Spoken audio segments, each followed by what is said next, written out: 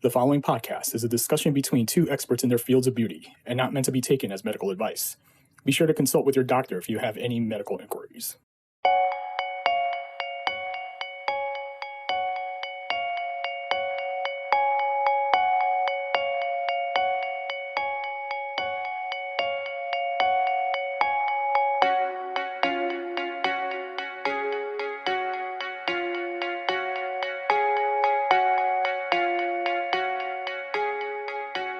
I'm Dr. Anil Shah today, and I'm going to be introducing two guests.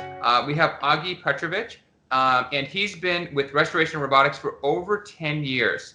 And he's seen artists evolve from harvesting 40 grafts in one case to now doing over 4,000 in one case. His current role is the Director of Research and Development. Is that right? Yes, you got it. And you've worked all over the place, including Motorola, Intel, IBM, and all these products. So your background is in technology and robotics and all that cool futuristic stuff that all of us guys dream and drool about. Yeah, thanks. Thank you. And also we have Eric. Eric is the Director of Product Management at Restoration Robotics. He's worked in this technology and device space for about almost 20 years. Although you look young enough to maybe be a son of mine, so I don't know how that's possible. So maybe you started when you were like 1 or 2? Yeah, they got me started real early.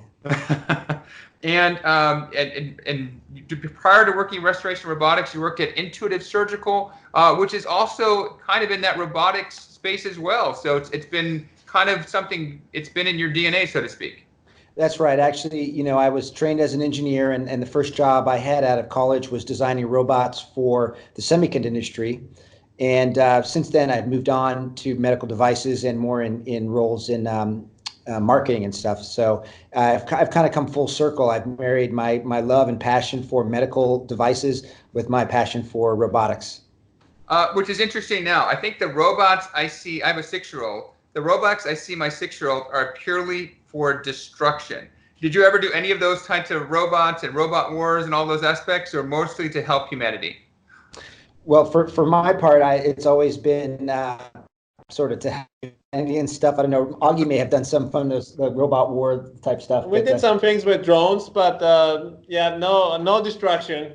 No destruction. No, nobody got hurt. You know. So save that for my 6-year-old and his robot wars. So, which is fun stuff. And you see, that's interesting because robots are being taught more and more to our youth as kind of a part of where we think the world is going, where the future is going. And it's interesting to see how that's evolved. So ARTAS, if I'm not mistaken, it's the only robot in the aesthetic space and the only robot in the hair space. That's correct. That's correct. This technology is quite unique in the aesthetic medicine space. It is the first robotic solution. And in terms of, you know, when you compare it to other hair transplantation, hair restoration technology, it is far and away the most advanced piece of equipment that you'll find. So when you talk about the roots of ARTAS, like where ARTAS came from, and both of you probably have been with Restoration Robotics to know about this. So where did this start? Like when it was first conceptualized, where did it start and how did it come along? Yeah, so this started more than 10 years ago, probably about 15 years ago. Our founder was part of a company called Accuray, and they do radiosurgery with robots. And they were looking for another medical application that's tedious, difficult, to do where accuracy is required. And one of the doctors mentioned, hey, there is this very there is hair transplant procedure, which is meets all these requirements. You should check this out and try it. And our founder got a robotic arm and started the company basically in the garage, just like many other Silicon Valley startups. That's how it all started. And, yeah, some of the best work in the valley is done in people's garages here, as you can see. So. Well, it worked for Steve Jobs, so it's not. And Hewlett and Packard and everybody else, yep, right? Yep. Yeah. Okay, and so with the early robot, obviously there's different kind of challenges with that. In the beginning stages, the robot first came out. I think it was in the market. Was it 2011? 2011. So the first robot comes on the market. What was it like when it first came on the market, and what were some of the initial things you said, okay, we've got to change this a little bit. We've got to, here's some of our challenges. Yes, so when we initially released the product, it was able to do hair transplant. It was able to harvest hair, and it was able to assist the surgeons to do that. And it was the number one thing that we got from the doctors is that it's very difficult to use. So you can do a big case, you can do your 2,000, 3,000 graft case, but it took a lot of effort on part of the surgeon. They didn't have to actually make the incisions and do individual harvest by hand, but they had to tweak the robot angles. They had to tweak needle depths, and it was quite a bit of work, different work, but it's still quite a bit of work. So that's when we decided to invest more time on machine learning, AI, to help doctors with those problems. So the machine now is way more automated than it used to be in 2011. And I think that's interesting. Was the initial robot, did it have the same dull and sharp punches, or was it a different harvesting mechanism? I know they were larger punches in the beginning. I think they were like, what were the size of the punches, and how did we started with the 18 gauge. It's about a bit larger than 1 millimeter punch. It's the same concept, needle in a needle, needle in a punch. And that particular technique has not changed that much. We did improve the punch over time. However, the whole clinical workflow and the software around it and the mechanism, the robotic arm has been improved tremendously over time. And is it the same arm in the 2011 robot? It's the same base robot, or is that changed in current iterations of it, or is there a different robot, underlying robot? Oh no, we have moved to a much more modern robot last year, so which has 7 degrees of freedom. It has built-in force sensor. It's designed for medical applications. Our original robot was actually an arm that is also used for automation in factories, for example, and we had to do a lot of modifications to fit it in surgeon's room. The current robot is designed for medical applications. Okay. And I think there's so many things to talk about, like, design-wise and technique-wise about the robot and harvesting. The thing I like about it is the fact that you have a cutting burr and a dull burr, and that really helps with the harvesting and preserving the hair follicle. I'm guessing you modeled that off of maybe it was like a Harris punch. Is that right? The original one. There's a Dr. Harris in Colorado. He has a similar type of harvesting system, because the sharp, you need to have something sharp when it's going through there, and you need to have something dull. The doctors who do only sharp, and there are some devices on the market that do only sharp, they tend to transect the hairs, and the doctors who only do dull tend to scoop up all the hairs around them. So have you guys noticed anything as you've tweaked the device? Any comments on that? Yeah, we worked with Dr. Harris for many, many years. So he was our principal investigator when we were developing the harvesting system, and he gave us a lot of good inputs. The sharper needle that we use only goes about a couple of millimeters in the skin, so that way we minimize the chance for transection. And then the dull punch goes around the needle and cores out the follicle. So just as you mentioned, that keeps the transection rates down. And I think I'm going to segue that to some of the suction-based punches. And I'm not going to talk, there's so many differences, but that's the first question that sometimes people think, okay, I'm not going to name a brand, but we know there's a couple suction-based punches out there. And one of the fundamental problems, I have a lot of problems with the way the basic science works on this and how that aspect of it works. But one of my biggest problems is as simple as the punch, how it works, because it's only sharp. And if you do only sharp, you're going to have so many more transections. It's just a fact.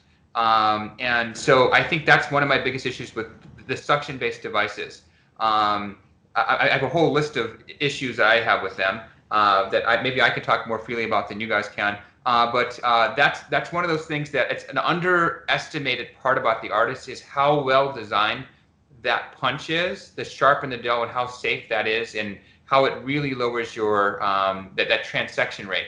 I'm going to define transection rate for our listeners, because not everyone knows what a transection is. So essentially, when we're harvesting hair, hair is kind of like it has a root to it and a bulb. And if you damage the bulb or damage the root, the hair is basically useless. You're taking out nothing. And basically what we're talking about is you have to be precise enough to take off, we'll have an illustration showing this. You have to be precise enough to take the hair out without damaging that bulb. Because if you do, you're basically doing nothing. You're damaging the patient's hair. You're losing hair.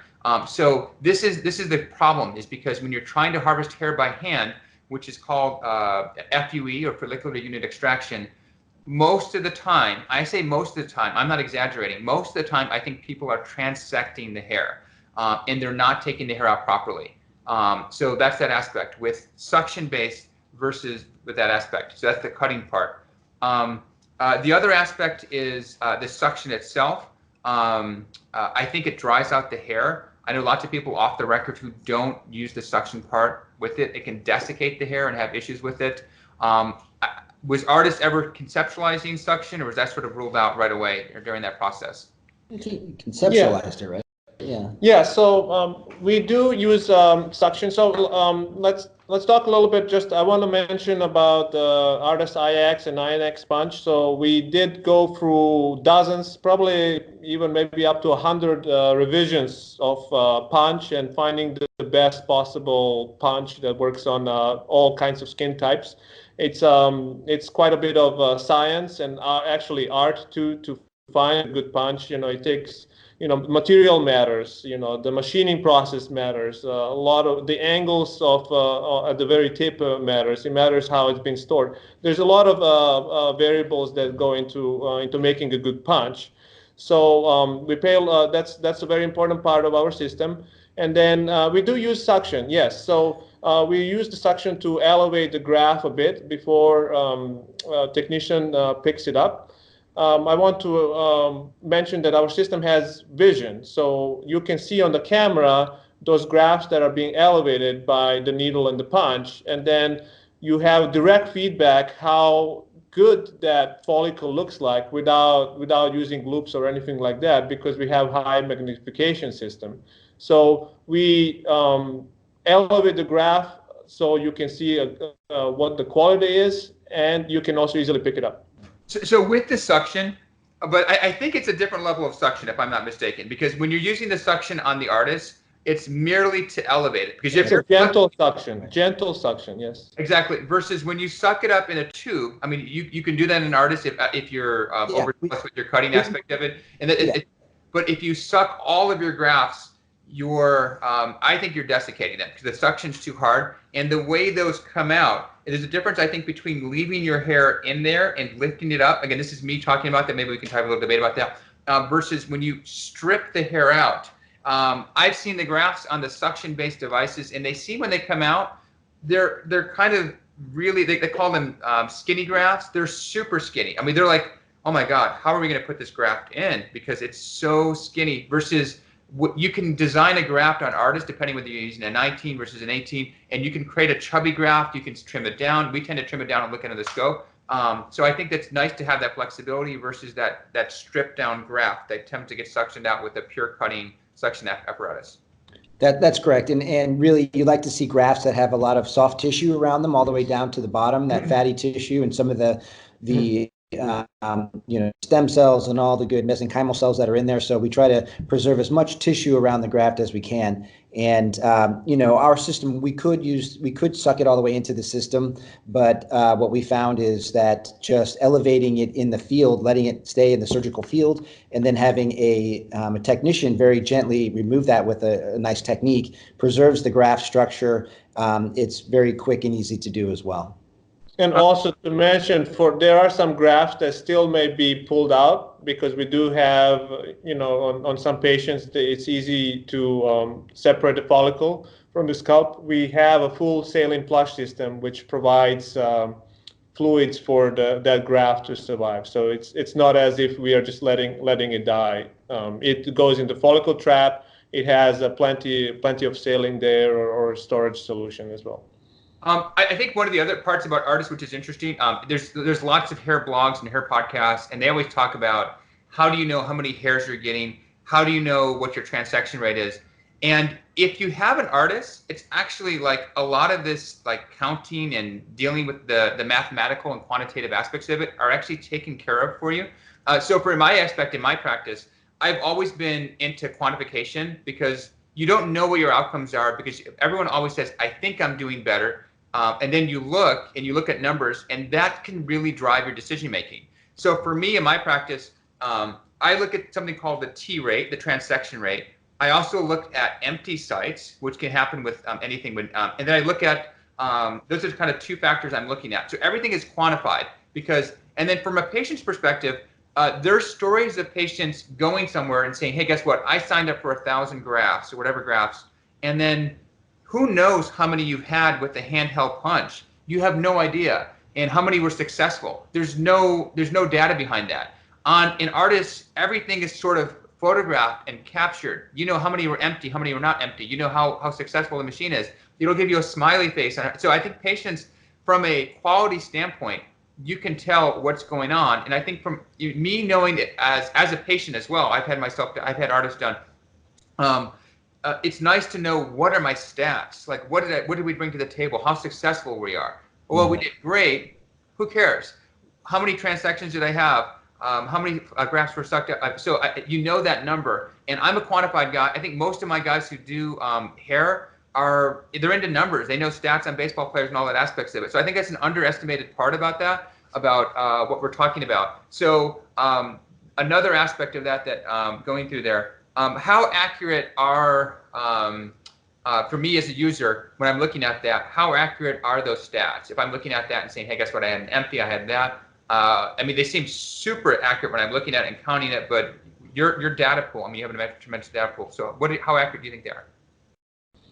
I think the measurements are pretty accurate. So, of course, we count all the harvests, and, in order to quantify the amount of transections and things, that at this point still needs a human to look at it and to say how many we transected and things. But we have things that will count empty sites, and all it's quite accurate. We have the vision system on this device is quite precise, and it has a resolution of like 44 microns, which is on the order of half the width of a hair. So the system can see things that we sometimes can't, and that allows it to be quite accurate when you're talking about things like counting hairs, counting follicles, counting empty sites, things like that. And let's talk about that vision. So when you're looking at the vision of that, if we compared someone wearing loops to someone with ARTAS, just the vision aspect. So we have the robot. We're going to compare those two. So let's do that kind of as a thought experiment of saying, so that way people can kind of understand the differences. So first we're going to go vision. So we have, and I've done this experiment, by the way, I'll tell you my results at the end of this. So first of all, we're going to take the best FUE hair harvester in the world. I had supposedly the best FUE person in the Midwest doing this. So we're first going to do vision. Vision on a person wearing loops versus vision with ARTAS with its vision topic. So we'll kind of compare those two first. Oh, yeah. So, I think that what would you have to have, like at least 10 times loops to see at that level, or can you even how much would you I mean, the beauty of ARTAS is that you don't need loops anymore. First of all, it's very hard to, right? So you can see it on the big screen. It's beyond 10x, I believe. I believe it would be, my understanding was that it would be like 12 or 14x, which I don't even think they make that. It's about there. So, we like to talk usually in terms of resolution. So the system can see, it has a resolution of about 44 microns, which is just half of the hair. So you can see the hair on the screen, here it is, and yet that's only like about 100 microns. It's very highly zoomed in, very, very, you can see the shape of the follicle, the caliber, what kind of angle it is. So it's much more pleasant to work than with loops, that's for sure. Yeah, and I think it captures it better than you can see with loops, because there's something about it where you don't see that quite the same with loops. And I think the number I've equated is anywhere from, it's probably around a 12x loop, which I don't think exists. The highest loop, some people say they're wearing 8x loops, but if you actually measure them out, and I've done that with a couple of the loop manufacturers, I don't think that some of those, the cheaper ones that flow down, are actually 8x. We've measured a couple of them, and some of those are closer to 2.5 and 3x. There's nowhere near 8x. So if you're looking at the screen, looking at that. So I'm going to give the vision to artists because it's just clear that aspect. The other aspect we looked at is kind of comparing the two things is steadiness. This is one of the hardest things to do. I'm a surgeon. I work on the face, so I'm used to working with my hands. I wear loops when I work, and I'm used to working on the face. In harvesting hair, what it takes to harvest a hair is extraordinarily difficult because you have a spinning device trying to go to a small thing. We're talking about microns thick, about 60 to 70 microns thick. You have to see the hair on the outside. You have to also understand where the hair is on the inside. That angle changes. As the spinning device hits your skin, it's going to move your hand. If your patient's breathing, it's going to move, which we could talk about how the artist handles people with breathing. So all these factors, when you're dealing with micron type surgery, all of these factors affect it. Once you hit the skin, the hair is at a different angle than what you see on the outside, what your eyes see oftentimes. And most people who are looking with loops actually don't see stereoscopically, which is what the artist sees. They actually see kind of with the two-dimensional aspect to it. So they're missing the three-dimensional relationship, and it hits it. So I think comparing the world's best FUE person manually versus artists, I'll go back to you on your thoughts. You have to assume that this is the best FUE harvester ever in the planet we can use instead of the Midwest. Yeah, I mean, there are, to be sure, there are some extremely talented doctors and surgeons who have amazing skills with their hands and do quite well, manually. I think it's a very difficult thing to do. I don't think everyone has those skills, and we also have to remember it's not just once, twice. You're doing this 2,000 times, and so can you say that the 1,550th time you do it is the same as the second or third time you do it? I think it's really difficult. There's a sort of a repeatability aspect with the robot that is just built into robotics. Precision, it's repeatable, and its efficiency is what you get from robotics, and just the ability to maintain focus, concentration, and that sort of physical dexterity over that amount of time is very, very difficult. There are some, outstanding surgeons who get very, very good results, but I think for most doctors, it's hard to compete with a device that sees so well, has such precise movements, and is extremely repeatable over thousands and thousands of these very small repetitive movements. I would say it's impossible for a human to compete with that. It's not going to happen. I just don't think it's possible, because it's not possible for someone to do that. And if you did it on one case and you did it over and over again, most of the people are actually going to get some sort of wrist issue or elbow issue, because it's that aspect, that repeated motion. So even if you could do it, I have not seen a person who can do it yet, whether it's a surgeon or technician, whoever. I have not seen a person who can do that repeatedly, like as good as an artist. I've never seen a person as good as an artist. And that aspect is me looking at lots of docs and looking at under scopes and microscopes and looking at T's, looking at data. That's the big thing. I have not seen a human that can do it as well as an artist. Okay, so we're talking about harvesting, the mechanics of harvesting. We're talking about the vision of harvesting, which I think are two really important parts about that. And I think the part that you mentioned is non-fatigability, reproducibility. These are things that people don't take into account. So you know what you're going to get with an artist. Again, I measure myself. This is looks like a wedding ring, although I wear it. I'm married. It's actually an Oura ring, so I know what my sleep. So my sleep number was good last night, but let's say I had a bad sleep number. I know that I'm prepared. I was prepared today. My sleep readiness score was like, way in the 80s. I try to make myself as zoned in as possible, as reproducible as possible. So I'm always on, but I'm a human being, and we can't always be, we can't be always as perfect. At least we know with the artist, we're going to get something that's super reproducible. It's never going to have a restless night of sleep. And again, I try not to. I try to make myself as much like a robot. You see what I'm saying that with those aspects of that, so I can be as reproducible and have everything like that. Okay, so I think if you're comparing, we're talking about best case scenarios with that. That's harvesting. That's getting the hair out. And I think my experience has been, it was mind-blowing when I looked at data. So I used to do things by hand. This is me, and this is me having other people assist me in that aspect. The numbers I think that people report on transections are probably way exaggerated, and they're guesstimates because people aren't keeping track of it. And when you look at those data points, people sometimes talk about 5%, 10%. I believe they're at best case scenario 30% transections. That's my opinion, and some probably higher than that. And that's why you're seeing people use 2,000 grafts to try to get 1,000 graft result. That's why you're finding people doing that, because they know there's some waste in there. We have a limited number of hairs here. We only have so many hairs we can harvest. Why waste those hairs? You need to preserve every one of those hairs. So the extra value you get from ARTAS, it's inserted in your result. And one of my best results is a patient I think I did 500 grafts on him. And if you look at his result with 500 grafts, people are like, how the heck did you get a 500 graft result with him? There's no possible to do that. His T rate was 0. So I had a 0 rate T rate, and he had PRP, other stuff like that, but that's not the point where he got his hair from. Every graft I put in, I'm sure survived, because there's no way it's possible to do that with 500 grafts. So he was quoted 2,000 grafts, 2,500 grafts. I did 500 grafts on him. And you can tweak the ARTAS in so many different ways, including skipping ones and doing that. So you can maximize the number of hairs and minimize the number of grafts. And having control as a physician and having control as a patient, I think, is such an underestimated part about this technology.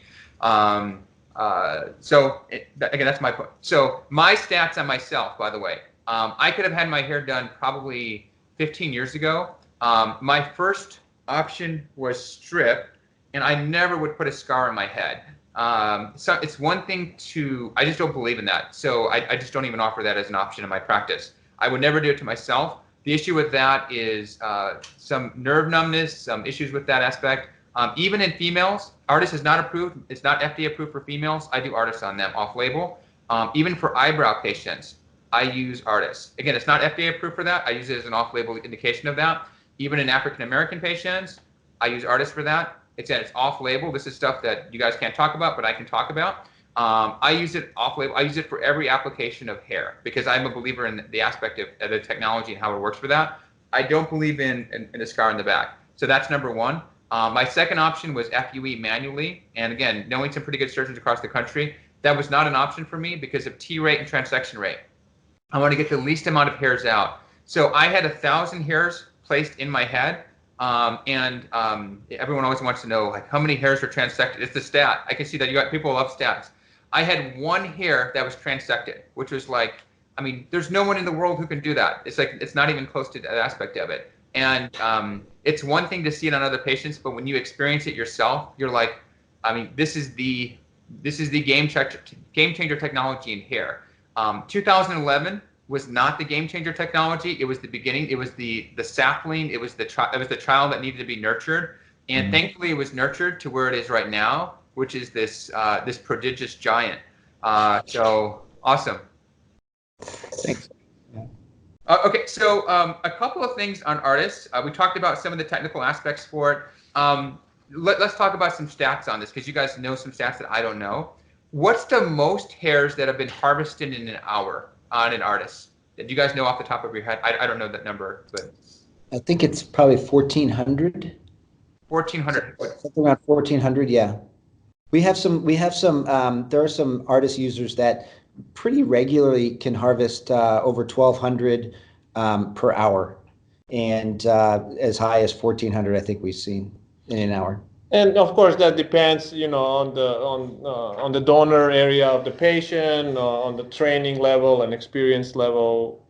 Yeah, and a lot of it is also, some doctors are very, have a very tight surgical workflow, and other doctors not maybe as tight. Some doctors are very, everything is sort of scripted and choreographed within the procedure. So everyone kind of needs to know what they have to do at what time, and they're much more efficient that way. So these are some doctors that have really mastered the surgical workflow, and they can, come up with these surgical rates.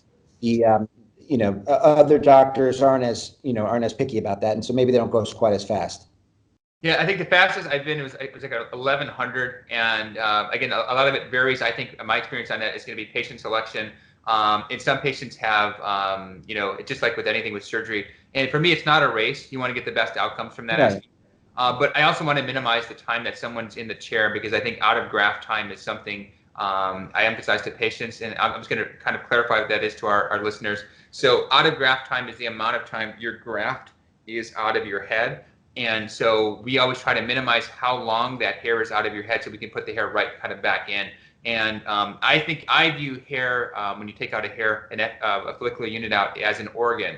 And so kind of like when people do heart transplants and they do kidney transplants, you really have to nourish that hair. And everyone has their own proprietary thing that they nourish the hair with to prevent it from going into shock. And I think that, for me, it's really important to get the hair back in, because just like we wouldn't want to put a heart in 2 weeks later, we probably don't want to do that to hair. Kind of going with that, how many ARTAS procedures do you know that have been performed to date, kind of worldwide? Do you know that number off the top of your head? Yeah, we were estimating at over 30,000 to date. 30,000. That's a lot of hair. That's a lot. Yeah. That's millions of follicles. Yep. Now, is this true? I've noticed, I've had it, I loved it from the get-go, but I've noticed even in the last year, it seems like it's just even smarter than it was like a year ago. Not like a lot, but just a little bit more consistent, I did my hair like almost a year ago, again, I've loved it at the get-go, but I've noticed that it's been less variability from patient to patient, and it's just smarter than it was even a year ago. Is that possible? Yeah. Yeah, definitely. Oggie can speak to this, but maybe it doesn't. They work incredibly hard all the time in trying to improve the system. So, what he's talking about, how we started with doing, 40 hairs in a case and now 4,000. The same thing is true. We were talking about, well, they developed the automation to make it faster, and that's a continuous improvement cycle that we do. We're always looking at ways to make it, to get better outcomes for the patients, to make it faster, easier for the doctors, more accurate. And so it's an ongoing, this is an ongoing, activity for us. And I think one of the things with ARTAS too is that it's not just in anyone's hands. Like I can't just go to someone and say, I'm going to buy an ARTAS. You have to buy it from Restoration Robotics and enjoy that aspect of it, because you have to get trained with it, because this is a piece of technology that's not like me buying a laser and say, hey, we're going to have a one-day seminar on it. I think one of the coolest things about it, and this is me from being an ARTAS user and lover of the product, is that there's a lot of dedication on the side of Restoration Robotics where your company trains people. You physically send people over and say, hey, we want you to be comfortable with this robot, and you have to reach a certain level of competence just to use this device, because if you can't, we don't want you using this device. You have to be, and it provides a sort of consistency throughout the brand and the product. And I think that speaks volumes to it, because if there's a problem, and this is what I tell my staff, it's not probably the robot, it's probably us. And it sounds strange, but it's kind of one of those things. Like I always say, like, if something didn't get sent, I don't think the computer made the mistake. We probably made the mistake. What did we need to do better? And I think they think the same thing with ARTAS. I think we have to think like a computer. Like, what are we doing to make this so it's consistent from patient to patient? So the experience. So from someone with blonde hair, so from Eric and Oggie's hair, if you look at their hair, you say, how can we make your hair? Both of you guys have fantastic hair, by the way. I'm not telling you should be on the under the artist thing yet, but you both have awesome hair. But making sure that your hair results, your case, if you have two patients similar hair, you're going to get the exact same experience. And so we've tried really hard to make sure that that's the issue, because I don't think it's the artist, it's us doing that aspect, which I found to be true too. Mm-hmm. Yeah, no, I think that consistency is a really important thing, and I sometimes think of artists as like a surgical fellow that is always there. It always shows up. It's the best fellow you could ever have, because it's always happy to be working. It never gets tired. It does exactly what the attending physician says, and it's always accurate, always precise, every single time. Kind of a trend I'm seeing in hair right now too is I'm seeing people getting FUE elsewhere. Sometimes they're going overseas. They're going people handheld FUE, and then what's happening to the back of their head is you see an obvious. I'm not my hair. I have an artist, so you can't see anything. So I can show that in the back. But what you see is this. It's like a shotgun went off in their head, and you can see these obvious areas where they're missing hair. Obvious things. There's obvious patterns of hair loss. And again, I can't speak to that because I don't do handheld like that. But can you explain why ARTAS prevents over harvesting and prevents that visibility? So what's built into it? What's baked into it to prevent that look? Because I've never seen it in one of my ARTAS patients, but I see it all the time in these outside patients, and it does a disservice to FUE. Right. Yeah. I mean, the artist can be programmed to harvest whatever number of hairs, and it has intelligence to sort of choose hairs in a way that sort of leaves a natural. So if you just set it up and you set certain parameters on that, like how much how much density you want to leave, or what kind of spacing that you want to get as a doctor between your harvested hairs, the robot will do that, and it'll do it in a way that leaves a natural result. If you're doing it just by hand, you're sort of kind of picking and choosing, and it's sometimes hard to see the forest through the trees in that type of situation. So there may be cases where someone just doing it by hand over harvests an area. Artists will never do that unless the doctor programs it in and says, yes, I want you to harvest every single hair in this area, which they wouldn't do. But there are a lot of that's part of the great automation and the intelligence of the system, is that the doctor can sort of set the basic parameters, and the artist will go and will select the right hairs and leave a result that is a very natural looking result. Okay, we're going to talk about site making for a little bit. And so we've talked a lot about the harvesting aspect of ARTAS. For site making for the audience is once the hair is harvested, you talk about making sites where the hair is going to go. And so we'll talk about that aspect. So with the ARTAS system right now, we'll talk about site making before we talk about graft implantation. And then we'll talk about where you think that's going to go in the future and some challenges. So with site making, essentially what happens is we make little sites throughout the head, and then those are the sites where the hairs that have been taken out are going to go back into the scalp. So with site making, that's been probably the second phase. Obviously, the harvesting is still always being updated, but that was the second phase of the ARTAS system, was the site making. So what are some of the challenges of site making, and what are some of the areas that I currently do site making by hand? I'm a data-driven guy, so maybe you'll convince me to. I have that feature. Maybe you'll convince me to. I should use that more, maybe not more. We'll go back and forth to talk about that too a little bit. So let's talk about site making. What were some of the challenges and where it's at right now? Yeah, I think site making is a great option for physicians. So one of the main feature of the site making is that the doctor is still fully in control. So we provide software to create a treatment plan. So the doctor can choose where all the hairs are going to be placed, in which directions they're going to grow, what are the densities, and that plan is then being transferred to the system, which executes that plan. When the system creates sites, we can see hair, just like when we do harvesting, we also see hair, existing terminal hair, and we avoid them.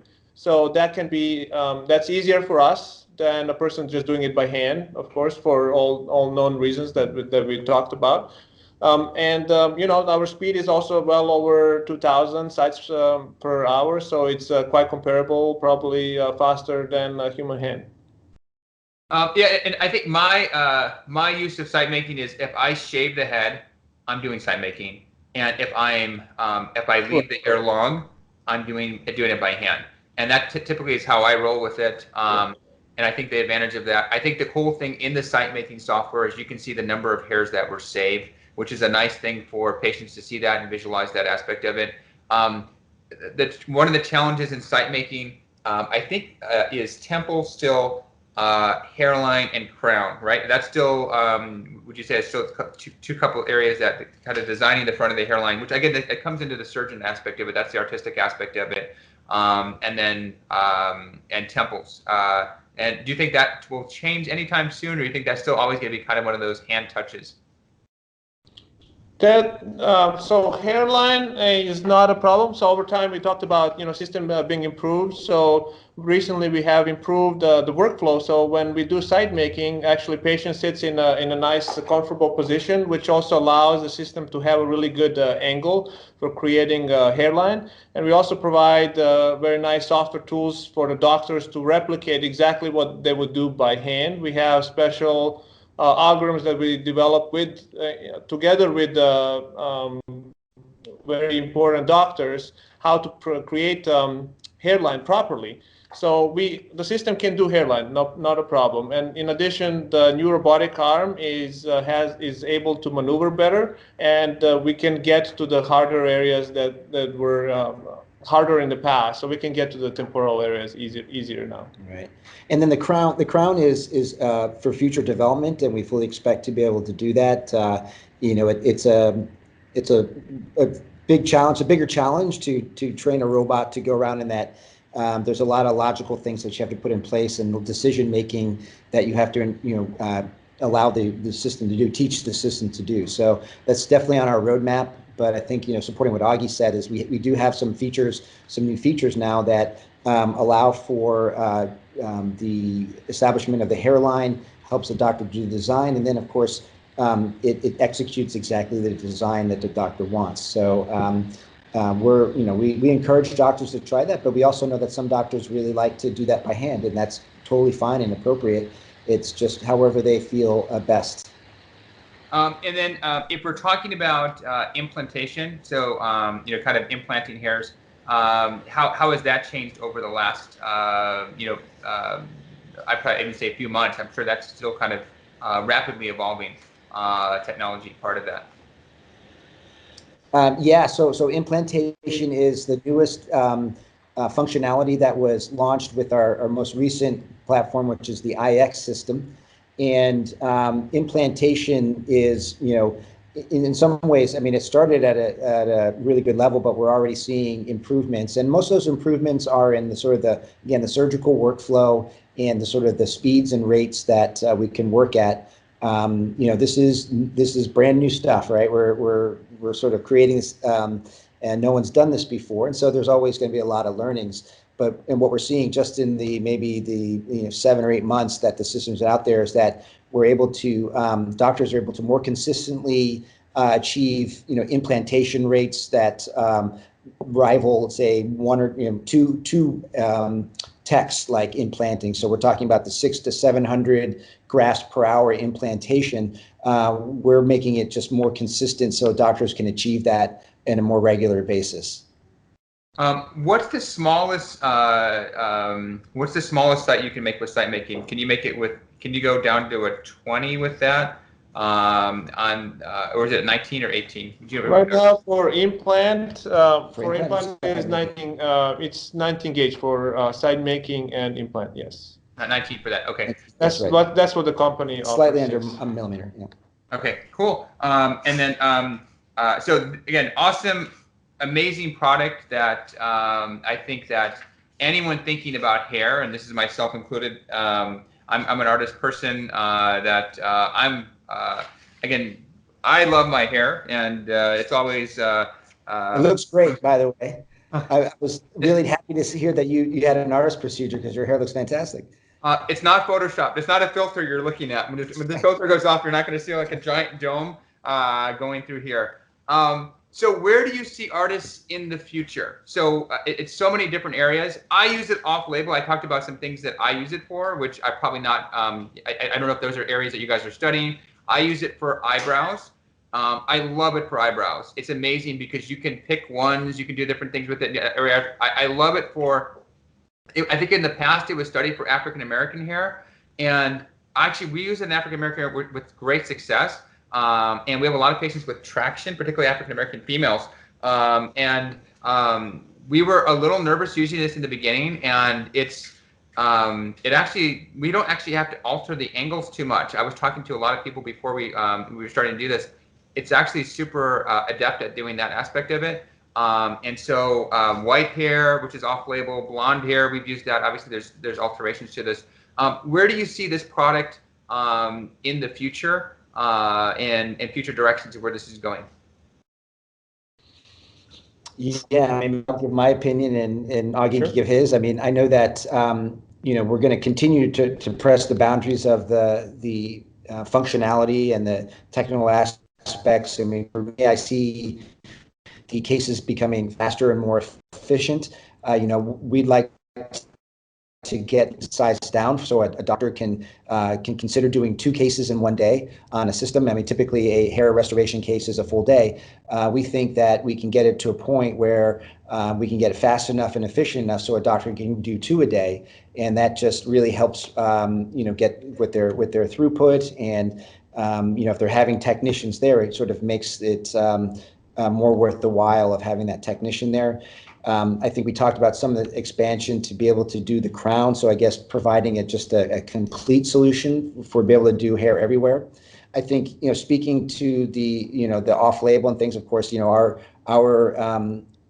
indication is for straight dark hair on males. That's a product of the study that we did. So we had to do a clinical study to get our clearance for hair transplantation, and on that study we used males with dark hair. If to expand that indication, we would need to go back and redo that study for every other single type, and that's something we'll consider. But that's a very difficult study to do, because you're literally counting hairs, and you have to wait a year after you do the patients, and you have to follow them quite a long time. So there are some issues around that, but the same tools, the system is the system, and the doctor is licensed to use that in the way that he or she thinks is best. But we have definite indications that we stick to when we talk about it. Yeah. Yeah, and I totally agree with Eric. I think as a company, we are quite focused right now on delivering harvesting and implantation completely done in a much more reasonable time than right now. I mean, it's pretty difficult both for the patient and for the doctor to do a hair transplant whole day long. Yeah. So we are committed to lessen that pain, and that's beneficial for the patient. It's good for the doctors as well, and we are on a good path to deliver that. I don't like the word hair transplant, and that sounds strange, because I actually think it's an antiquated term, and it's used from people using strips. And I actually think the way people think of hair transplants, I think is kind of different, because people used to think of this, hey, guess what? I'm going to do a strip, and you need a minimum number of hairs. You need 1,000 hairs or 2,000 hairs. And I think a lot of people, especially the older surgeons, think in those terms. And I don't like that word hair transplant. I've had it done. I don't like saying I've had a hair transplant. So I actually say hair redesign. And I have a lot of patients who come in and say, hey, guess what? This bothers me. I have a little issue with my temples. I have a little issue with this aspect. And if you want to throw 500 hairs, it's not a big deal to harvest 500 hairs and put 500 hairs in someone to do. And so you're redesigning your hair, and that's the aspect of it. So I think of this almost as this fluid plastic. Again, this is me being a facial plastic and hair surgeon, that aspect. So I'm not a big fan of the word hair transplant. I like hair redesign, because I just don't think it's helpful. And again, along those thoughts, when people do a hair transplant, they're limited because they have a scar in the back of their head. And a lot of my patients, they want to wear their hair really short, and it's kind of underestimated that you can't do that anymore. It's never emphasized to them. And they cut their hair down to a 2-guard, and like, oh my God, what's this white line there? How do I get rid of it? And so you want to have more hair flexibility, not less flexibility. You want to be able to do more things with your hair. Part of the reason I did it was because I wanted to do some crazy haircuts, but my hair, actually, I didn't do anything crazy. My hair's not purple and a mohawk. But you want to be able to do whatever you want to do with your hair, you can do that. And I think that's the whole point of this. So fascinating stuff with that aspect. Yeah. I think another interesting thing is how ARTAS is dedicated to their users. And you guys had a user meeting typically every year, where all the people with ARTAS come together. So it's not just the AI part where people are, the computers, you're getting the data. It's actually people talking about things, and you can see that. I think Eric, were you at the meeting in Las Vegas?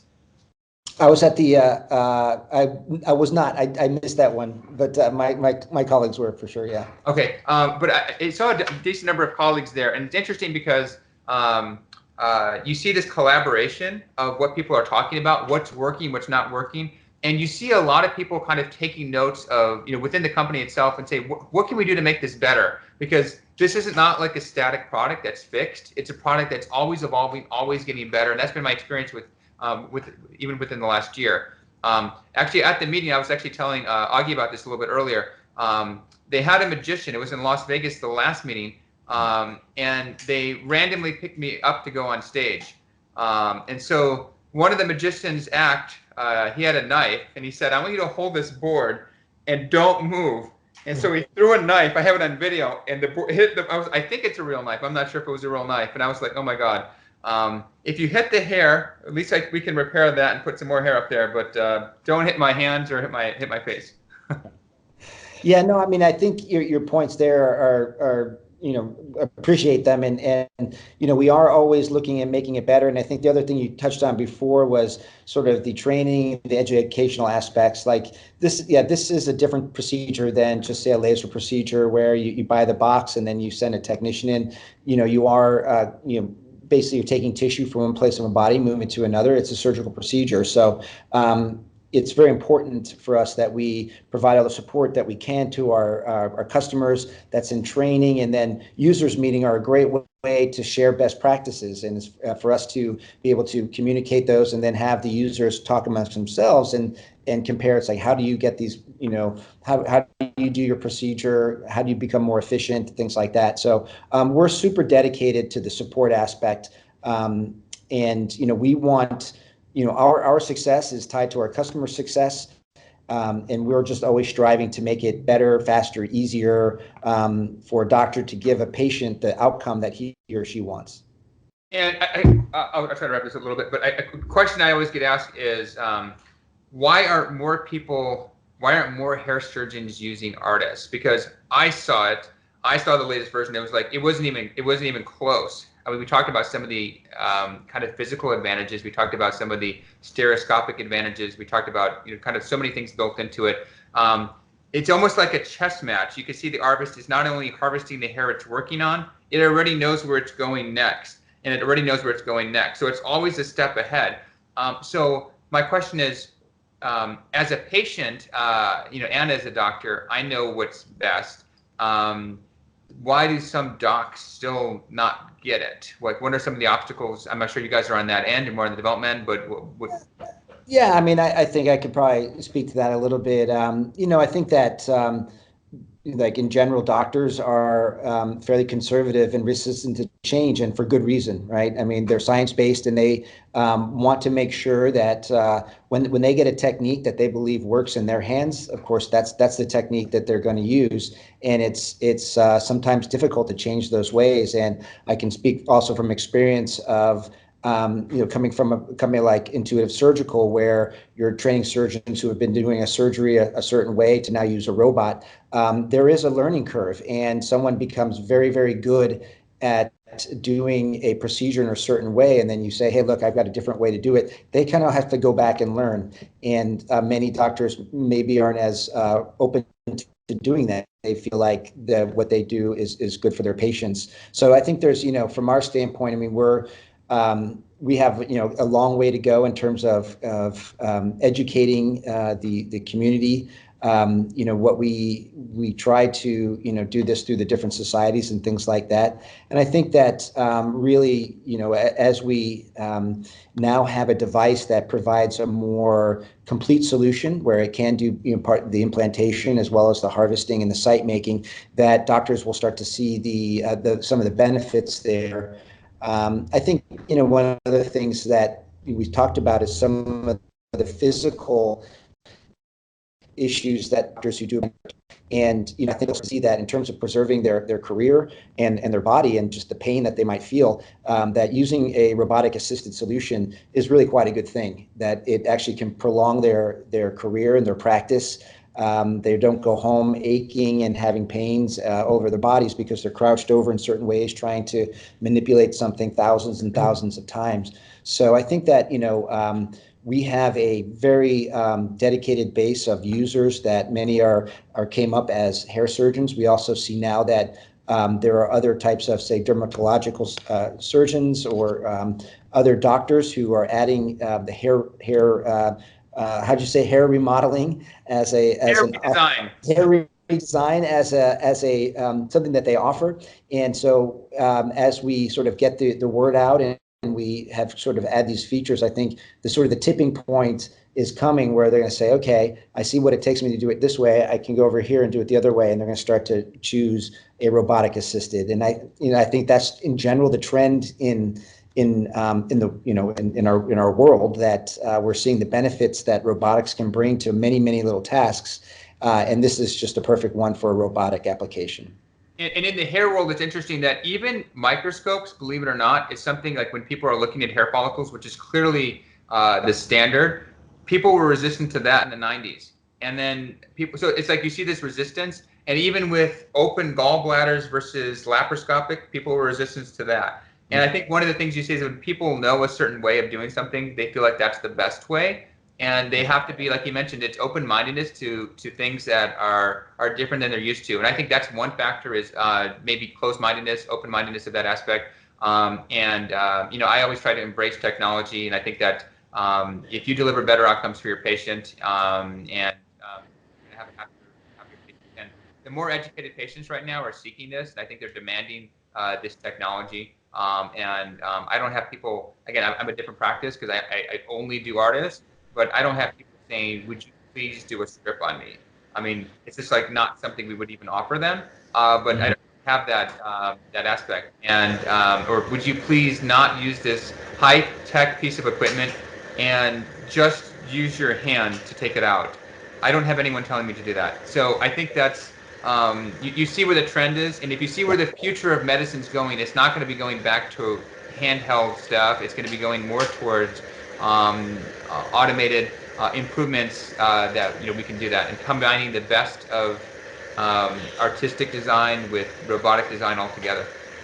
No, you're absolutely right, and I think your point about your consumers these days, they're very educated, and they have a lot of information at their fingertips, and they will go and do the research. I mean, back in the day, you go to the doctor, and the doctor said, well, here are your two options, and now the patient will come in and say, I know all of the options, I've done the research, there's 5, tell me about these 2, or here are the ones I'm interested in. And I think as we start to get, like you said, patients are seeking this type of technology, you're going to get more doctors who say, okay, I better take a look at what's going on here, because I'm getting more and more people coming in and saying, I've done the research, I know about what strip is, I know about manual FUE, I know about suction devices, and I also know about ARTAS, and I want you to tell me what's the best for me. So doctors really kind of need to get on the ball with some of this new technology, or else they're going to miss, I think, a big part of the patient population, particularly, the younger generations now, the ones who are sort of coming of age and, certainly need, maybe looking for hair remodeling. Hair redesign. Hair redesign. I keep misquoting. I'm sorry. Hair redesign, and they're looking for hair redesign, and they want technology, they embrace technology, and they see the benefits of that. And so, some doctors that aren't really up on that, they're going to miss this whole class or generation of patients looking for these types of solutions. Awesome. Well, thank you so much for educating me and educating our audience on ARTAS, and thanks for doing all you do for all of our patients, including myself. Thanks so much, guys. Well, it's a pleasure. Thank you so much, Dr. Shah. Always pleasure. All right, thanks.